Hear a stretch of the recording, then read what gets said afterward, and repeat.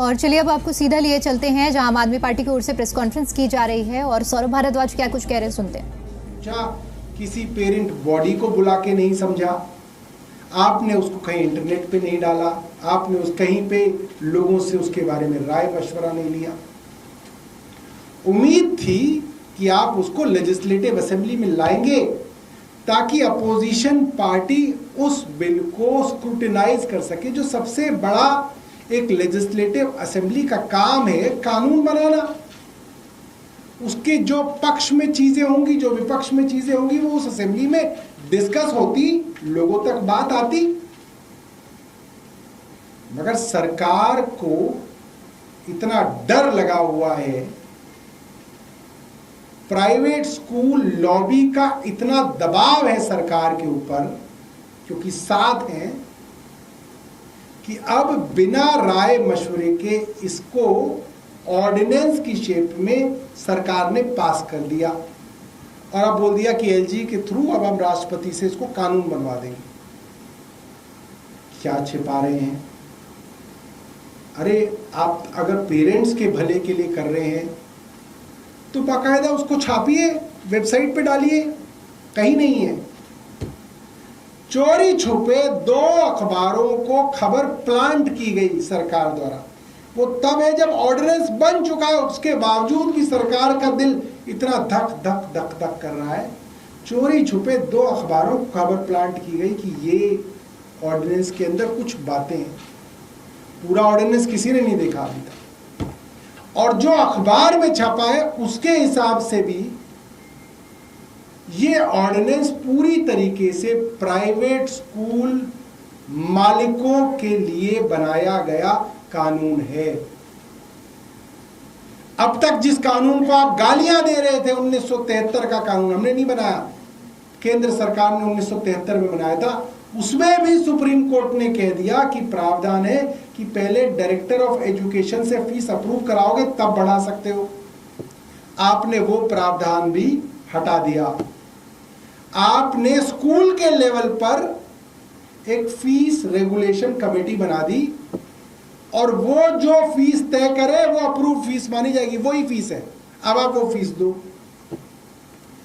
उस मैनेजमेंट फी regulation committee के अंदर 5 मेंबर स्कूल के हैं, 3 स्कूल के टीचर, 1 स्कूल की प्रिंसिपल, 1 स्कूल की मैनेजमेंट। 5 तो स्कूल के लोग हो गए, स्कूल में ही रहते हैं। 5 लोग कह रहे लॉटरी से स्कूल के पेरेंट्स लॉटरी से चुनेंगे। अब लॉटरी से तो किसी का भी नाम आ जाएगा, उसको ना अकाउंट्स की नॉलेज, ना उसको ऑडिट की नॉलेज, हो सकता है उसका इंटरेस्ट हो ना हो। जिस दिन कमेटी की मीटिंग बुलाए हो सकता है वो जाए भी ना। 5 में से 4 आए, 1 नहीं आया, उसका इंटरेस्ट नहीं है, आपके 5 आ गए, आपने जो मन करा वो फीस वोट डला के पास करके बना दी, ये अप्रूव फीस है। गार्ड बाहर खड़ा कर दिया, कह रहा भैया 1 घंटा रोक लियो किसी पेरेंट को। 4 आने दिए, 1 को बाहर रोक लिया, 5 अपने ले आए, ठप्पा लगाया, ये फी अप्रूव, बढ़ गई फीस। अब इस बढ़ी हुई फीस के लिए आपको कोई अप्रूवल नहीं चाहिए। ये तो खुल्लम खुल्ला सरकार प्राइवेट स्कूल मालिकों के हाथों बिक गई। सरकार ने अपनी सारी नैतिकता बेच दी। हमने बताया था किस तरीके से प्राइवेट स्कूल की मैनेजमेंट भारतीय जनता पार्टी के लिए प्रचार कर रही थी, चाहते थे कि भारतीय जनता पार्टी चुनाव में जीते। रेखा गुप्ता जी के प्रचार में उनके चेयरमैन भरत अरोड़ा लगे हुए थे। मगर ये तो खुल्लम खुल्ला जो है आंखों में धूल झोंकी जा रही है। ऐसे कैसे होगा? एक और बड़ा मजेदार कानून छापा है इन्होंने कि साहब किसी ने अगर अप्रूव्ड फीस जो है उससे ज्यादा फीस मांग ली और पेरेंट ने शिकायत करी तो उस पर 50,000 रुपए का स्कूल पे जुर्माना कर देंगे। अब आप मजेदार बात सुनिए, कानून को देखिए कैसे घुमाया गया है। फीस कैसे बढ़ेगी? रेगुलेशन कमेटी बनाएगी। रेगुलेशन कमेटी किसकी है? स्कूल की मैनेजमेंट की है, उसमें उसके 5 लोग हैं। उसने फीस बढ़ा ली।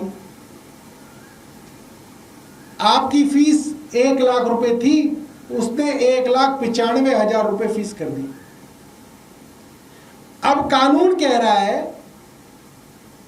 कि जो तय फीस है उससे ज्यादा स्कूल फीस मांगेगा तो उसमें 50,000 का फाइन होगा। उससे ज्यादा वो क्यों मांगेगा? वो तो 1,95,000 ही मांगेगा ना। और वो आपने नहीं दी तो स्कूल पे कोई जुर्माना नहीं होगा, क्योंकि वो तो अप्रूव्ड फीस है, वो तो तय फीस है जो फी रेगुलेशन कमेटी ने तय कर दी। अब वो स्कूल कोई पागल कोई ना है कि स्कूल रेगुलेशन कमेटी से 1,95,000 करा के वो 2 लाख या 2.5 लाख मांगेगा। क्यों मांगेगा वो? तो स्कूल के ऊपर तो चालान कभी होएगा ही नहीं।